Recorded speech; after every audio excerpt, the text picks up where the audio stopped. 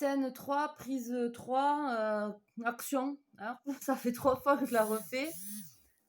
Salutations, amis martiens, euh, amis terrestres. Je bois un café, il est l'heure du café. Et je viens à vous pour vous parler des liens, comment en fait purifier, nettoyer ou couper des liens négatifs. Voilà. Grâce à ma cousine, j'ai eu l'idée de faire cette vidéo. Donc, on va commencer par une méthode que j'ai découverte pendant le travail que j'ai fait sur moi-même, qui est le bonhomme allumette. Le bonhomme allumette, c'est quoi? On va se représenter nous-mêmes et représenter une personne ou situation avec laquelle on a des liens toxiques. Donc, si c'est une personne par rapport au passé qu'on a avec elle, on a des attachements négatifs, des choses comme ça, mais ça ne va pas détruire des liens sains. Les liens sains restent. Là, c'est vraiment dans un but de couper des liens qui ne servent plus, qui sont pas bons pour vous, en fait. Voilà. Ni d'ailleurs pour la personne en face. Autre chose. Donc, ça peut être une situation aussi, par exemple, couper des liens par rapport à sa colère. Alors, là, par contre, je vous montrerai comment on fait. Enfin, je vous expliquerai un peu mieux. Et on ne doit pas faire ça pour quelqu'un d'autre. Admettons, pour un couple d'amis, on ne va pas s'immiscer dans un couple d'amis. On ne va pas dessiner un couple d'amis. Il faut faire partie de ces liens, de ces liens à couper. On ne peut pas le faire pour quelqu'un d'autre si, d'une part, il ne l'a pas demandé, et d'une autre part, s'il n'est pas au courant, eh bien, ça ne sert à rien. Donc, c'est pour nous et une personne avec laquelle on a des liens négatifs ou une situation avec laquelle on a des liens négatifs. Voilà. Donc, c'est bonhomme allumette. Il se présente comme ça. Donc, vous dessinez, vous. Ensuite, vous vous entourez d'amour et de lumière. Toujours faire ça dans la bienveillance. Pas, ça sert à rien de le faire en colère ou je sais pas quoi. C'est dans la bienveillance. Il faut être calme et serein. Si vous voulez, vous faites en fait votre ambiance. Vous attendez d'être seul à la maison ou vous allez vous mettre dans votre chambre. Vous mettez un peu d'encens ou un peu de musique qui soit calme, qui soit apaisante, des bougies. Faites ça dans une atmosphère détendue. Ensuite, donc, vous dessinez, vous écrivez votre prénom, vous vous entourez d'amour et de lumière. Exactement. En répétant le mantra Ho'oponopono.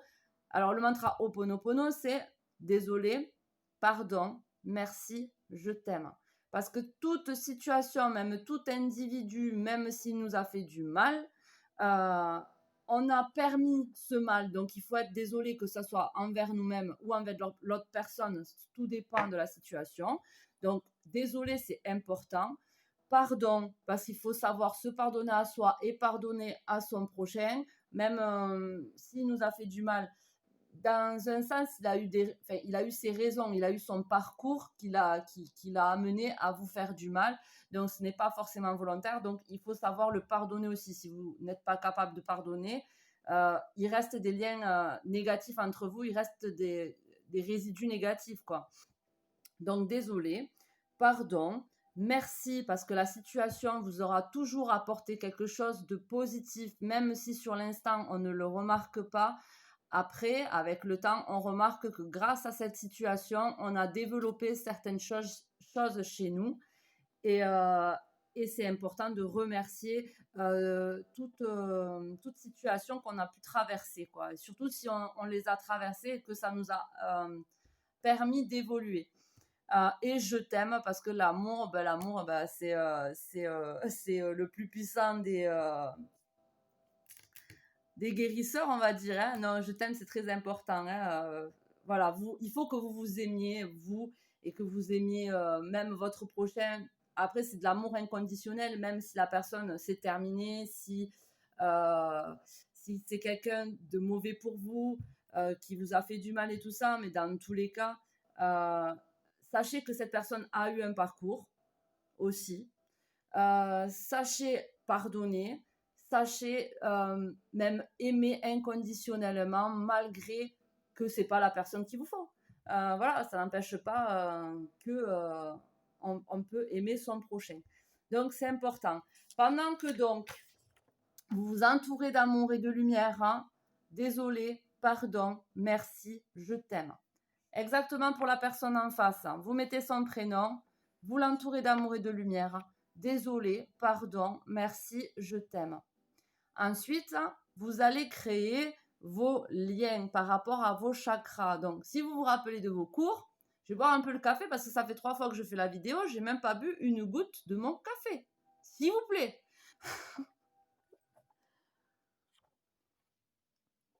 Ah, il a dit. Oh. Alors, vous avez le chakra couronne en violet, le chakra du 3e œil en bleu foncé. D'ailleurs, il est un peu décalé là. Oh, humour.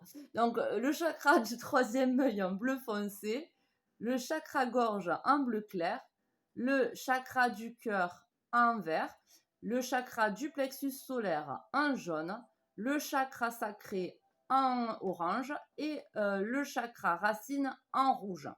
Vous reliez tous les chakras entre vous, toujours dans l'amour et dans la bienveillance, toujours. Ensuite, vous entourez votre lien, votre relation, votre lien, vous l'entourez pareil d'amour et de lumière. En répétant désolé, pardon, merci, je t'aime. Même si ça vous fait beaucoup, ben, ça fait toujours de bien de le dire. Hein. Donc, n'hésitez pas, allez-y. Hein. C'est comme la chantilly, hein. Vous pouvez en mettre.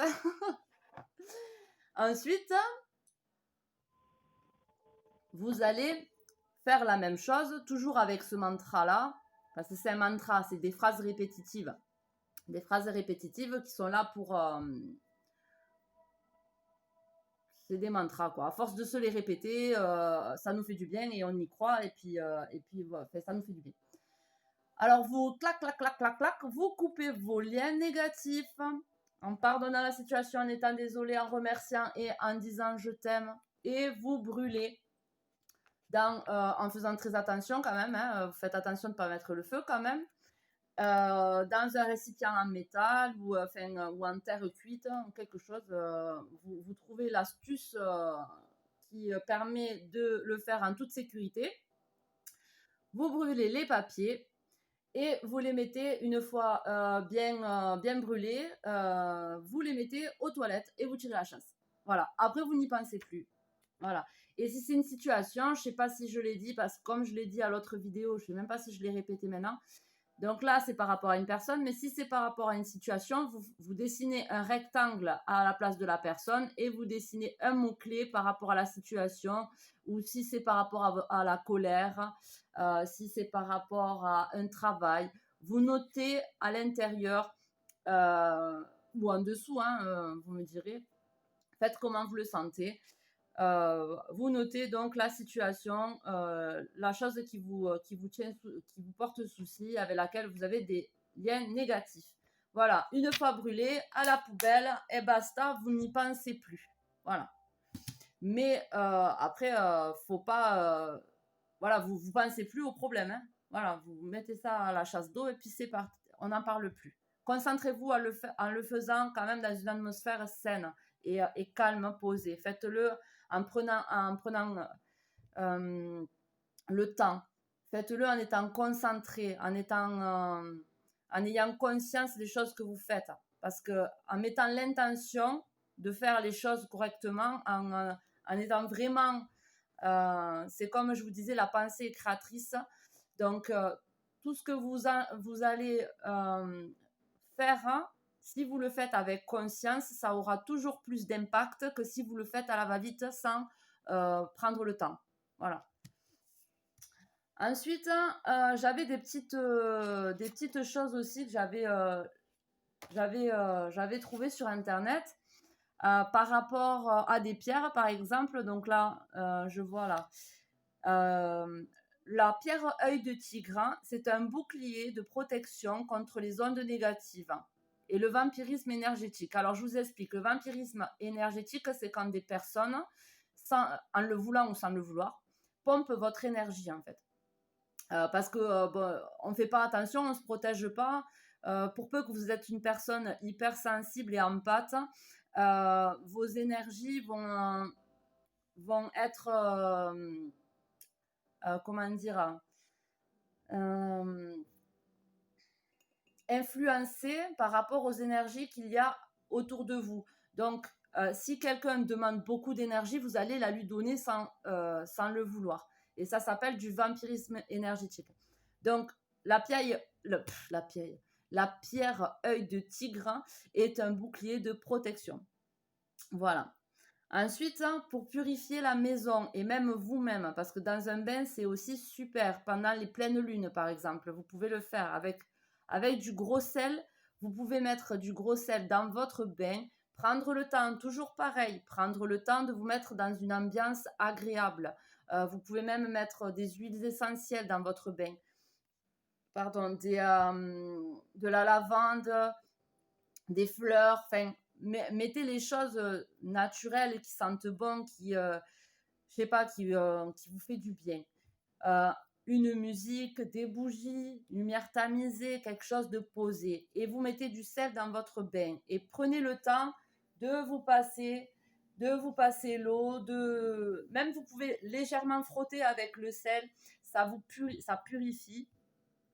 C'est important. Et c'est vraiment bien. Même les soirs de pleine lune, c'est vrai qu'on le conseille vachement. Voilà. Enfin, dans mon monde. Dans le milieu, voilà, dans le milieu un peu éthérique et tout ça, c'est vrai qu'on conseille de faire des bains de sel les soirs de pleine lune. Voilà. Parce que les énergies sont plus fortes les soirs de pleine lune. Et du coup, elles nous amplifient aussi nos énergies. Donc, par exemple, c'est pour ça qu'on a beaucoup d'hyper-émotivité les soirs de pleine lune, où on a des douleurs un peu plus... les femmes, elles sont très reliées à la pleine lune. Je sais qu'il y en a beaucoup qui ont un cycle relié à la pleine lune. Voilà quoi. Par rapport à la maison, à purifier la maison avec le sel, c'est par absorption. Ça s'appelle la purification par absorption. Donc, on prend 400 grammes de gros sel, on le met dans un bol en terre cuite ou dans un bol en céramique. Parce que ça ne laisse pas... Je crois que c'est parce que ça ne laisse pas... C'est pas conducteur. Ouais, je crois que c'est parce que c'est pas conducteur. Le fait de le faire dans un bol en terre cuite ou céramique. Enfin, placez dans chaque angle de la maison pendant 24 heures. Ça va absorber l'énergie stagnante. Et non, ça va absorber donc l'énergie stagnante. On le conseille de le faire 2 à 3 fois par mois et de vider avec des gants et de laver les mains. Vous le videz dans les WC, pareil que pour les cendres. Vous le videz dans les WC et vous lavez les mains après. Voilà. Après, vous pouvez laisser toujours dans un angle de la maison un peu de sel dans un bol en terre cuite pour éviter l'accumulation d'énergie négative. Ensuite, vous avez aussi la sauge blanche qui purifie et qui remet en fait les énergies stagnantes en circulation. Les énergies stagnantes négatives, par exemple, il y a eu de la colère dans l'air. L'énergie stagnante, l'énergie ambiante colère, là, elle stagne dans la maison. Donc, il faut bien aérer déjà votre maison, que ce soit pour le côté plus sain, de toute façon, de l'oxygène, et aussi pour vider un petit peu les énergies négatives stagnantes. Vous faites, et vous passez après de la sauge blanche, vous faites brûler. Ça, après, chacun son rituel. Vraiment. Il y en a, ils conseillent ci, ils conseillent ça, mais pour moi, c'est dans votre tête. Si votre rituel, pour vous, il fonctionne, si vous vous sentez de le faire de telle façon ou de telle façon, du moment que vous avez imprégné que c'est quelque chose de purificateur et de sain, ça va le faire comme il faut. Vous pouvez tourner d'un sens, tourner dans l'autre, faire tac tac tac. Si pour vous ça ça va faire son travail, c'est que ça va faire son travail. Voilà, chacun sa méthode. Il n'y a pas de méthode. Voilà. Il n'y a que là-dedans, la méthode. Ensuite, vous avez la pierre, la tourmaline noire. Pour des petits espaces comme des bureaux, ça protège des énergies négatives. Vous pouvez en avoir une aussi dans votre poche. Ça protégera des énergies négatives. Le sel de bain, je l'ai dit. Ensuite, alors j'espère que ça va pas être trop long pour la passer, celle-là. Dernière chose, la fougère. Alors la fougère, on peut se dire, ouais, la fougère, mais en fait, la fougère, c'est super. Vraiment. C'est un slogan. La fougère. La fougère, c'est super. Non, mais sérieux. Vous mettez à chaque fenêtre une petite fougère. Vous allez dans la nature en ramasser. Vous n'avez même pas besoin d'acheter. Vous la mettez dans un petit pot aux fenêtres de chaque pièce. Et si vous voyez qu'en 2 jours, la fougère, elle bleu, bleu, bleu, c'est... elle bleu, bleu, bleu. Si la fougère, elle dépérit, c'est qu'il y a des présences de ondes négatives. Voilà. Donc, en fait, elle détecte les ondes négatives dans la maison. Et elle protège aussi contre les mauvaises ondes. Voilà. Donc, elle protège et elle... voilà. Il faudra la changer. Si elle dépérit, on la change. Les graines de fougère, bon, ça, on ne va pas rentrer dans les détails. Et voilà, et bien écoutez, c'est toutes les petites astuces là que j'avais notées déjà avant. Et comme je veux pas que la vidéo elle dure plus longtemps, j'espère que ça vous aura apporté quelque chose de bon.